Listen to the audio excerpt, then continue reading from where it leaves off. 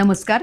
आपण अष्टविनायकातले 3 गणपती त्यांची माहिती बघितली आणि आता चौथा गणपती म्हणजे मढ येथील श्रीवरद विनायक. आपल्याला आता ऑनलाईन किंवा ते मॅपच्या द्वारे आपल्याला शोधता येतं कुठे कसं, परंतु इथे जे आहे, इथे जी माहिती दिलेली आहे बसने एसटीने कसे जायचे ते इथे संपूर्ण गणपतीला आहे, ते तुम्ही ऐकावे.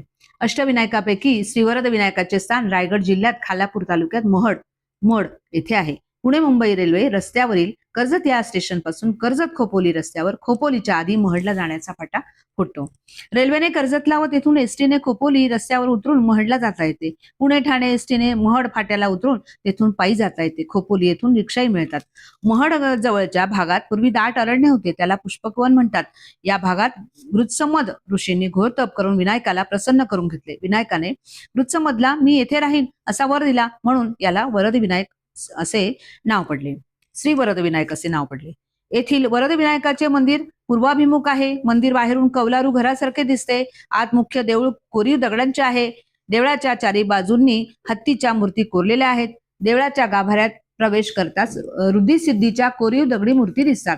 समोर दगडी सिंहासन आहे, त्याची महिरप नक्षीदार आहे. सिंहासनावर पूर्वाभिमुख वरद विनायकाची बैठी डाव्या सोंडेची मूर्ती आहे. गाभाऱ्यात 2 बाजूंना 2 कोनाडे आहेत. एका कोनाड्यात संगमरवरी गणपतीची उजव्या सोंडेची छोटी मूर्ती असून दुसऱ्या कोनाड्यात शेंदूर लावलेली साधी मूर्ती आहे. गाभाराच्या वरच्या अंगाला नागाची नक्षी आहे. वरद विनायकाच्या मंदिरामागे देवाचे तळे आहे. तळ्याला उन्हाळ्यातील 2-3 महिने सोडले की इतर दिवसात भरपूर पाणी असते. जवळच गावदेवीचे देऊळ आहे. देवालयाच्या उत्तर दिशेला अखंड दगडाचा एक कोनाडा आहे. वरद विनायकाची मूळ मूर्ती येथील तलावात सापडली. नंतर ती गावदेवीच्या देवळाच्या उत्तरेकडील कोनाड्यात काही काळ होती. इसवी सन 1730च्या सुमारास मंदिर बांधून झाल्यावर तेथे वरद विनायकाची सिंहासनावर मूर्ती स्थापन करण्यात आली. या कामी पेशव्यांचे कल्याणचे सरसुभे रामाजी महादेव बिवलकर यांनी पुष्कळ खटपट केली. श्री वरद विनायकाचा जन्माचा मुख्य उत्सव माघ शुद्ध चतुर्थीला असतो. त्यावेळी 5 दिवस आणि भाद्रपदात पहिले 5 दिवस असा इथे उत्सव असतो. महड आणि त्याच्या सभोवतालचा परिसर अतिशय निसर्गरम्य आहे. येथील वस्ती कोकणातील वस्तीप्रमाणे विरळ असते. सगळीकडे निसर्ग प्रसन्न आहे. ध्यानधारणा आणि ईश्वरोपासना यासाठी महडच्या श्री वरद विनायकाचा परिसर अतिशय रम्य आणि उपयुक्त आहे. महड येथील श्री वरद विनायकाची जुनी कथा अशी आहे की महड येथील श्री वरद विनायकाची कथा फार प्राचीन काळची कथा. पृथ्वी तलावर कोणी एक राजा होऊन गेला. भीम त्याचे नाव. राजा दानशूर तसाच पराक्रमी होता. दुर्दैवाची गोष्ट अशी की राजाला पुत्रप्राप्ती झाली नव्हती, म्हणजे त्याला मुलबाळ काहीच नव्हते. राजाने सतत दुःखी कष्टी असत. विश्वामित्र ऋषींनी राजा राणीचे दुःख जाणले. विश्वामित्र राजाला म्हणाले, राजन असा दुःखी का होतोस? अरे प्राक्तनात असेल ते व्हायचे. मी तुला एकाक्षर मंत्र सांगतो, त्याचा तू जप कर, तुझी मनोकामना पूर्ण होईल. राजाने विश्वामित्रांना वंदन केले, त्यांचा आशीर्वाद घेतला आणि त्याने घोर तपश्चर्या सुरू केली.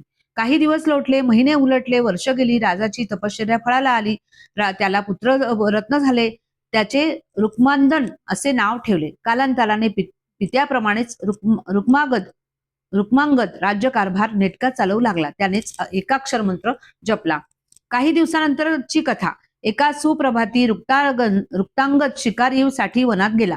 विश्रांतीसाठी त्याने वाचस्पनी ऋषींच्या आश्रमाचा आश्रय घेतला. त्या ऋषींच्या पत्नीचे नाव मुकुंदा होते. तेजपुंज रुक्मांदाला पाहून ऋषीपत्नी मुकुंदा हिच्या मनात काही विपरीत विचार आला. तिने रुक्मांगदाकडे काही विचित्र मागणी केली. परस्त्री व ती देखील एका ऋषीची पत्नी हे जाणून रुक्मांगदाने तिला स्पष्टपणे नकार दिला. अंतरी तळमळणारी मुकुंदा चिडली, संतापली. तिने रुक्मांगदाला शाप दिला. ती म्हणाली, तू कुष्ठरोगी होशील. मुकुंदाची ती शापवाणी उच्चारून होते न होते तोच रुक्मांगदाचे तेजस्वी शरीर कुष्ठरोगाने कुरूप दिसू लागले. कुरूप शरीराने ठिकठिकाणी भटकणाऱ्या रुक्मांगदाला एकदा वाटेत नारद मुनी भेटले. ते म्हणाले, राजा तुझा काहीच अपराध नाही, तू कदंब नगरीत जा, तेथील तीर्थात स्नान कर. रुक्मांगदाने नारद मुनींनी सांगितल्याप्रमाणे केले. चिंतामणी गणेशाची आराधना केली व तो कुष्ठरोगांपासून मुक्त झाला. पूर्वीप्रमाणे तेजपुंज दिसू लागला. हे सर्व होण्यापूर्वी मध्यंतरीच्या काळात एक वेगळीच घटना घडली. कामविभल मुकुंदेची स्थिती लक्षात घेऊन इंद्राने रुक्मांगदाचे खोटे रूप धारण केले व त्या रूपात त्याने मुकुंदेची इच्छा तृप्त केली. त्यापासून मुकुंदेला मुलगा झाला. तिने त्याचे नाव गुत्समद ठेवले. आपल्या मातेचे वर्तन ठीक नव्हते हे जाणून गुत्समद दुःखी असे. सदोदित ठिकठिकाणी त्याला अपमान सहन करावा लागे. लोकांची कुचेष्टा ऐकावी लागे. गुत्समदाने रागाने मातेस शापवाणी उच्चारित म्हटले, तू पापाची कबुली देतेस तेव्हा त्या पापास शासन हवेच. तू खूप काटे असलेले झाड होशील. तेच हे बोरीचे काटेरी झाड. आपण पापमुक्त झाले पाहिजे अशी इच्छा मनाशी बाळगून गुत्समदाने पुष्पक भद्रक अलडण्यात तपश्चर्या सुरू केली. पायाच्या एका अंगठ्यावर उभे राहून सतत नाकाच्या शेंड्याकडे नजर ठेवून त्याने विनायकाची प्रार्थना केली. तपश्चर्येच्या काळात त्याने फक्त झाडाची वाळलेली पाने सेवन केली. विनायक गुत्समदास प्रसन्न झाले अन वर माग म्हणाले. गुत्समद म्हणाले, गजानना, तू ह्याच वनात राहावे व भक्तगणाची मनोकामना पूर्ण करावी एवढीच माझी इच्छा. गणेशाने तथास्तु म्हटले व गुत्समदास ब्रह्मज्ञान दिले. ते भद्रक वन म्हणजे आजचे महड हे ठिकाण. वर देणारा विनायक तेथे वास्तव्य करून आहे. गुत्समदाला गाणपत्य संप्रदायाचा आद्य प्रवर्तक मानले गेले आहे. श्री मंगलमूर्ती मोरया.